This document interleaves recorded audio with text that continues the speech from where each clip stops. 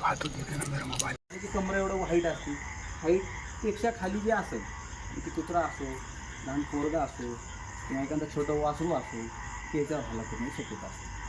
आणि हा प्राणी आहे की सायंकाळच्या टाईमला आणि संध्याकाळच्या टाईमला सक्रिय होतो, दिवसा बाहेर येत नाही. जी शिकार केली ती खाऊन आपलं आतमध्ये दिवसामध्ये बसते आणि संध्याकाळच्या टाईमला बाहेर येतो. फक्त जे आपले लहान पोरं आहेत ना, सर्वात जास्त लहान पोरांना संध्याकाळच्या टाईमला बाहेर निघतो.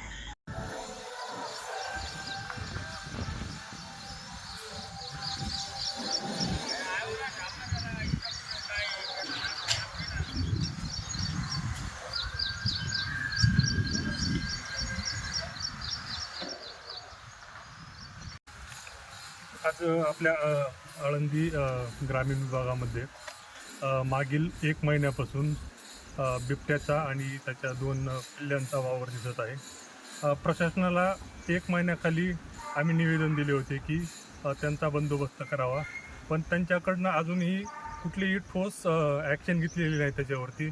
त्यामुळे ग्रामीण भागातील लोकांमध्ये भीतीचं वातावरण निर्माण झालेलं आहे. तशी प्रशासनाला आमची विनंती आहे की त्यांनी लवकरात लवकर निर्णय घेऊन बिबट्याचा बंदोबस्त करावा, ही सर्व गावकऱ्याकडनं आमच्याकडे विनंती आहे. आम्ही घरातून गेटबद्दल बाहेर येत असताना समोरच बिबट्या आला. त्यात थोडंसं गेट मागं घेत सरकलो आणि मुंगूस आल्यामुळे त्यांनी मुंगीसावर हल्ला केला, नाही तर माझ्यावर अटॅक केला. स्वामी समर्थ कॉलनी इथं या एरियामध्ये आमच्या घराच्या समोर ऊसाचं मोठं वावर आहे. त्या वावरामध्ये एक झाड आहे, त्या झाडावर बिबट्या बसतो. आमच्या खिडकीतून आम्ही बघत असतो ते बिबट्या. तर आमची इथं लहान लहान लेकरं आहे, रात्रीचे लोक कामावून येणारे आहेत. आम्ही वारंवार प्रशासनाला माहिती दिली, पण प्रशासन नुसतं येतं आहे, म्हणतो तुम्ही तुमची काळजी घ्या, तुमची लेकरं बाळं बघा. असं थोडी असतंय, ते केव्हा अटॅक करीन त्याचं काय सांगता येत नाही आपल्याला. तुम्ही काहीतरी तर बंदोबस्त केला पाहिजे, पिंजरे लावले पाहिजे. तसे आमच्या सगळ्या लोकांनी त्यांना असं विनंती केलेली आहे. काल या गल्लीमध्ये माझी संस्था आहे आणि संस्था असूनही या गल्लीमध्ये लहान लहान मुलं येतात. रात्रीचे बाहेर त्यांना क्लासला जाता येत नाही. सकाळी शाळेला लवकर 6ला 7ला जावं लागतं.